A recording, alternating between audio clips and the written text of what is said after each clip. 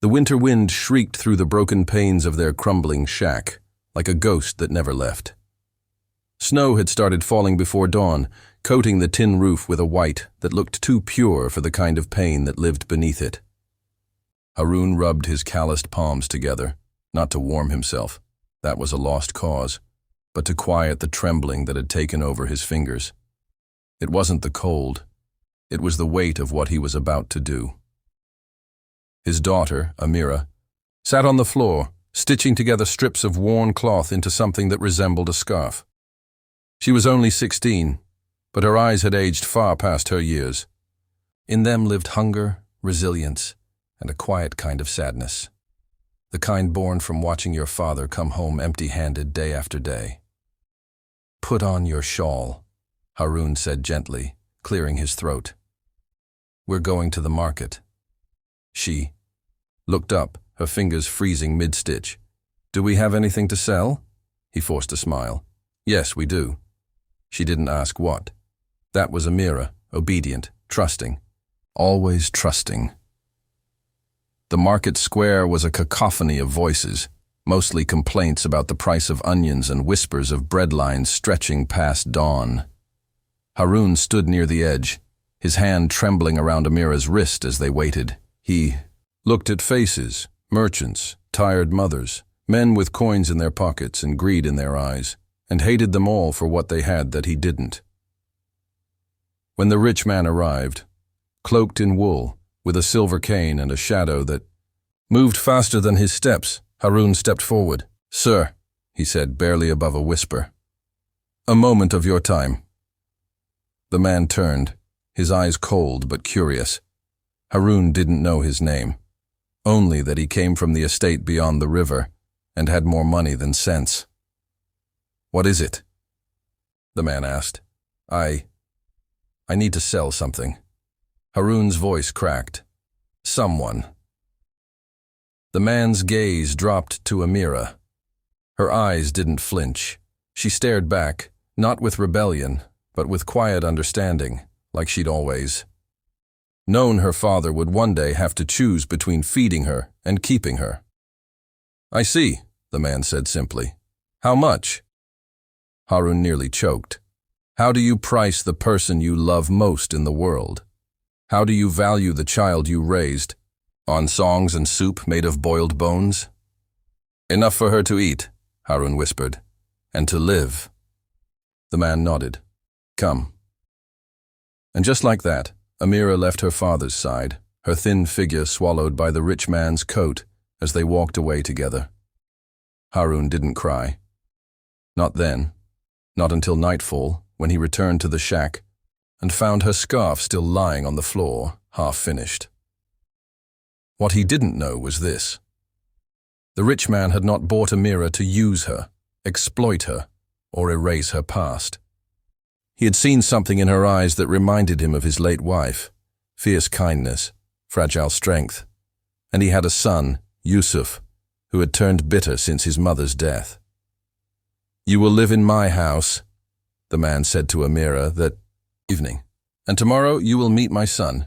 I want you to teach him how to feel again."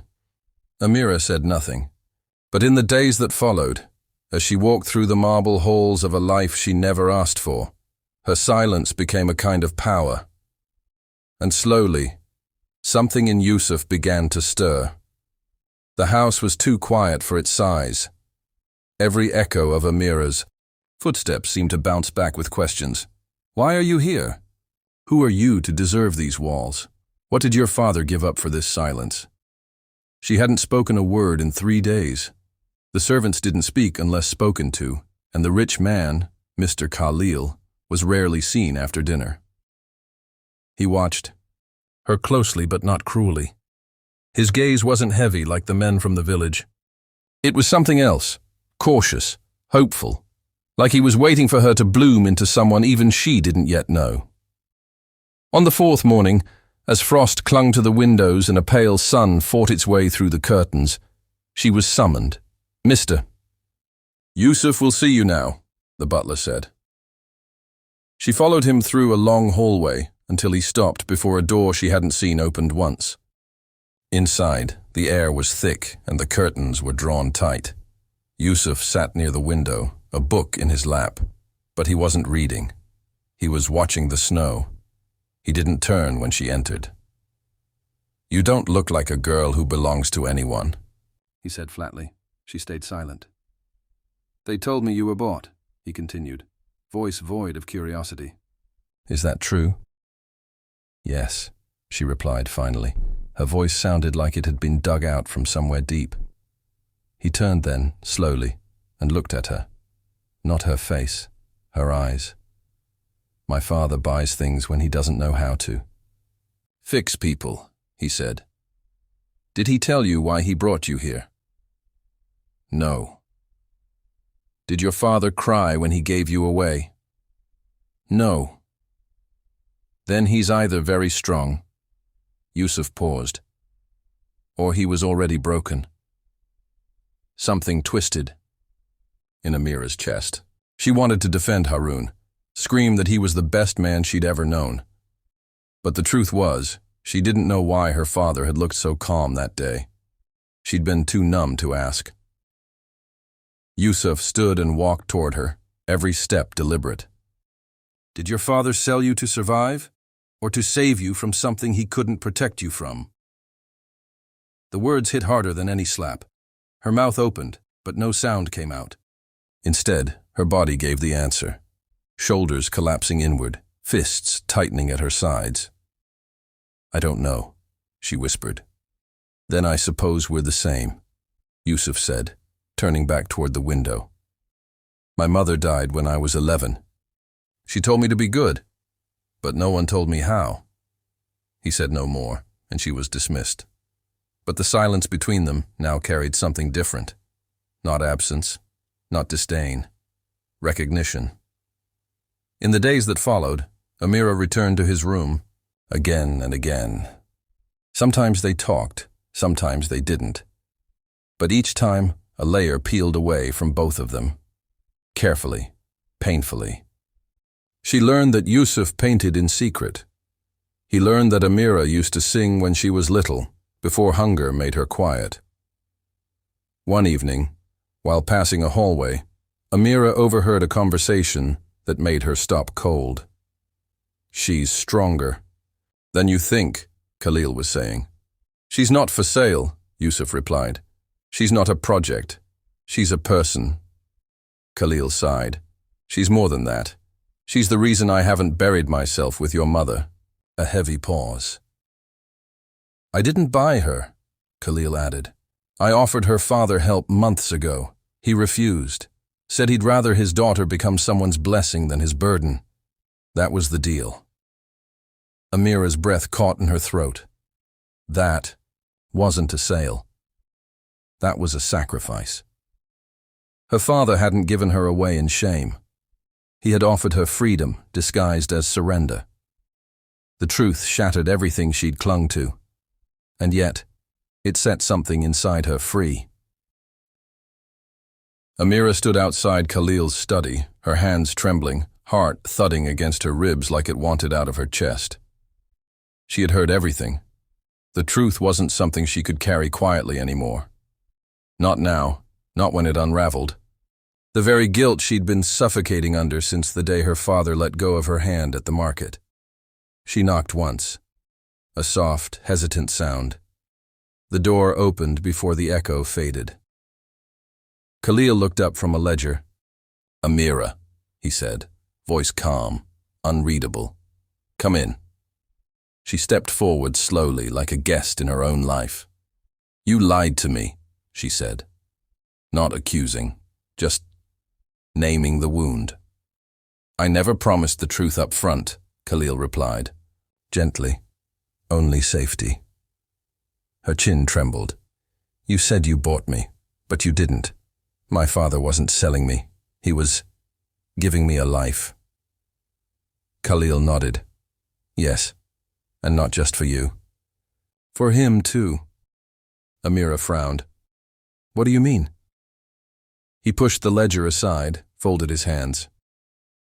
"Your father and I were not strangers. We met 20 years ago. I was a different man then. Just a clerk, trying to make something of myself. I was injured on a roadside once, left bleeding in the mud. No one stopped, except a young man with nothing in his pocket but a broken biscuit and a bottle of water. That man was Haroun. Her knees weakened, and she slowly sat. He took me to his home, Khalil continued, shared his only blanket. Fed me before he fed his wife. He saved my life. Amira's eyes filled with tears. He never told me. Because Haroun never needed to be thanked, Khalil said. But I did thank him, with a promise. I told him, one day, if ever you have a child, and if ever the world becomes too cruel for her, send her to me. I will carry the debt. Tears broke free and slid down Amira's cheeks. So this was always meant to be. Khalil's face softened. It wasn't fate. It was love. His. For you. She covered her mouth with both hands, sobbing silently. For the years she'd cursed her father, for the days she'd thought herself abandoned, for the memory of a man who had given everything without once asking to be seen. When she returned to Yusuf's room that evening, her face was still damp. He looked up from a sketch he was working on, a rough outline of a girl standing in falling snow. "Are you okay?" he asked, gentler than before. Amira sat beside him. "My father didn't sell me," she said. "He saved me, in the only way he knew how." Yusuf watched her closely. "Then you're not broken. You were rescued." She nodded. "And maybe you were too." They sat in silence again, but it wasn't heavy anymore. It was healing. Yusuf handed her the sketch. "I think she's starting to look like you." Amira smiled faintly. "Maybe because I'm starting to see who I really am." But as she left that night, one thought refused to leave her alone. If her father had given up everything for her, where was he now? Had the winter taken him? Had he eaten since? She turned to Khalil the next morning with only one request. "I need to see my father, please." Khalil hesitated only a moment. "I was hoping you'd ask." The journey back to the village was quiet, but not because Amira had nothing to say. She was holding too much in her chest. Every bump of the carriage felt like a heartbeat. Every mile felt like it peeled her closer to something she hadn't touched in weeks. Home, or what was left of it. When they arrived, the streets were colder than she remembered, the air thinner. Children played with sticks and frozen mud near shuttered stalls, while hollow-eyed mothers warmed stones in tin pots to chase away the hunger. But Haroun was nowhere. The old shack where they'd lived was empty, the door ajar, wind curling around. The rotting beams, like it too, mourned their absence. The scarf Amira had left behind was gone. Panic tightened in her chest. "Maybe," she began. But before she could finish, a child ran past and shouted over his shoulder, "Come quick! Old Haroun's handing out soup again!" Her eyes snapped toward the sound. Khalil met her gaze and gave a small nod. They followed the noise. Down the hill, behind the market square, stood the old storage shed, once abandoned, now filled with life. Smoke puffed from a chimney someone had patched together with hope and scrap metal. Inside, laughter, clanging bowls, the smell of lentils, and in the center of it all, Haroun. His back was hunched, but he moved with purpose, ladling soup into dented bowls, ruffling children's hair, pressing cloth-wrapped bread into shaking hands. He looked older, thinner, but not broken. Never broken. Amira stood frozen in the doorway, unable to speak. Then he looked up and saw her. The ladle slipped from his hand. He stepped forward slowly, disbelief trembling in every limb. "Amira?"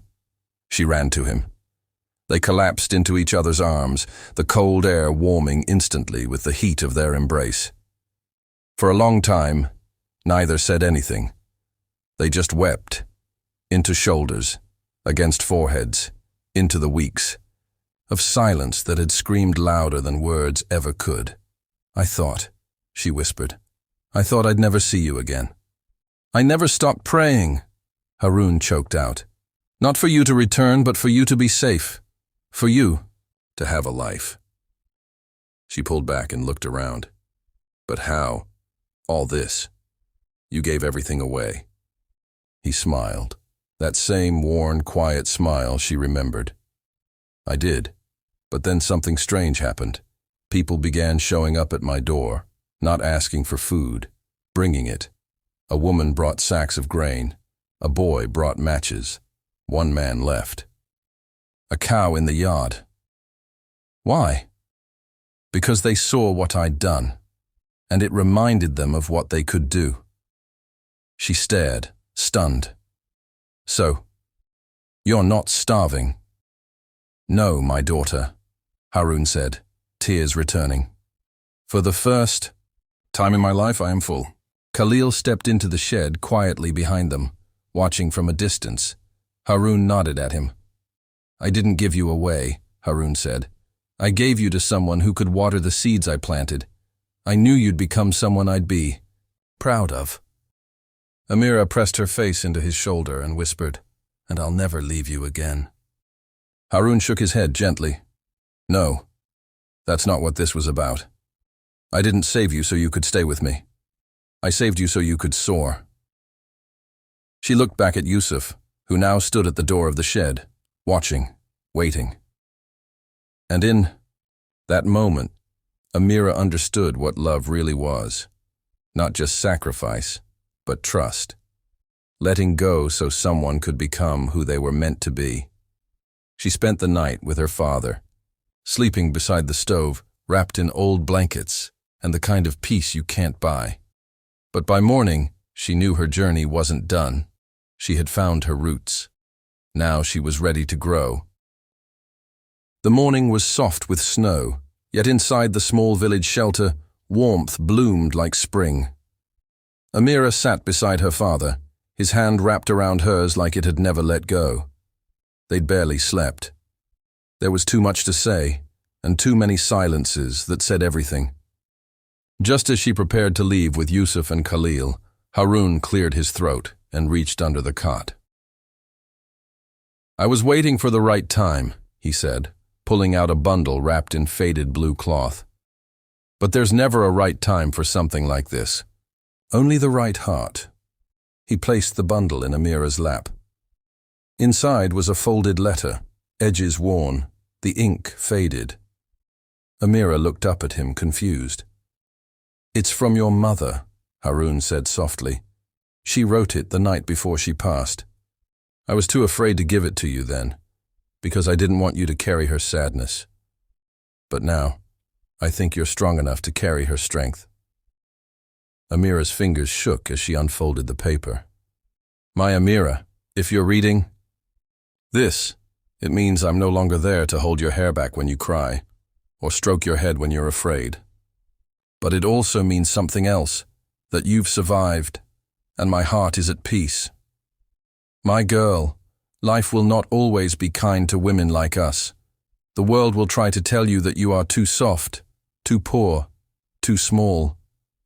But listen to me. You are made of fire. Of every woman who ever chose love over bitterness. You come from a father who would rather starve than sell his soul, and from a mother who watched him do it every day with pride. When your time comes to choose your life, don't settle, don't shrink. Be where you can bloom. And if one day you feel alone, remember, I see you. In every kindness you give, in every person you lift. Live boldly, Amira, and love.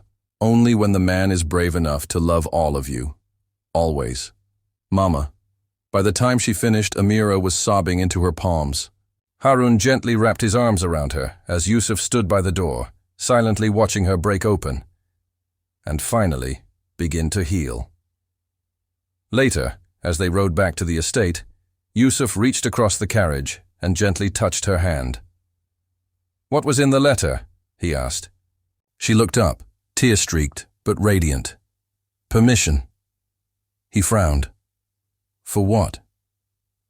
To become who I'm meant to be, she whispered. Back at the estate, life resumed, but something inside Amira had shifted. She wasn't just surviving anymore. She was building. Khalil offered to sponsor her education. Yusuf gave her space to paint beside him in the sunlit studio. And for the first time in her life, Amira wasn't defined by what had happened to her, but by what she chose to become. One evening, as spring threatened to break winter's hold, Yusuf led her to the garden where roses had begun to bloom. He knelt. No grand gesture, no audience. Just two people, both once broken, now standing in the light they'd earned. I don't want to save you, he said. I want to walk beside you. Will you let me?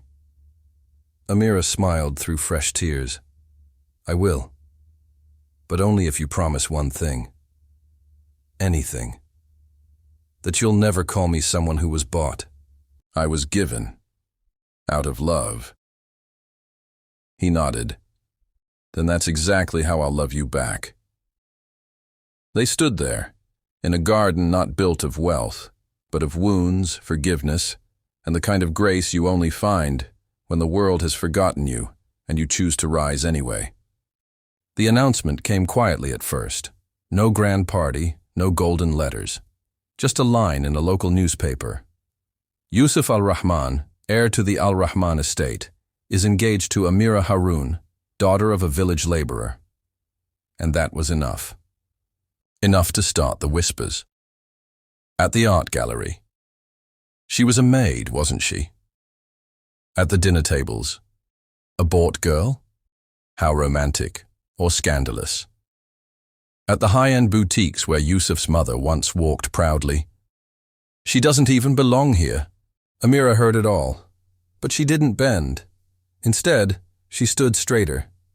She continued attending her art classes, continued helping Khalil organize charity deliveries to winter-struck villages, and every morning she visited the children's hospital and painted with kids whose eyes lit up when she walked in. But one night, as she stood alone on the estate balcony, she let herself cry. Not because of the rumors, but because part of her still feared they might be right. Yusuf found her there, quiet, holding the edge of her shawl like it was the only thing anchoring her. I don't belong in your world, she said without looking at him. He stepped beside her. Then I'll leave it behind. She turned sharply. Don't say that. I mean it, he said. I'm not marrying you so you can fit into my life.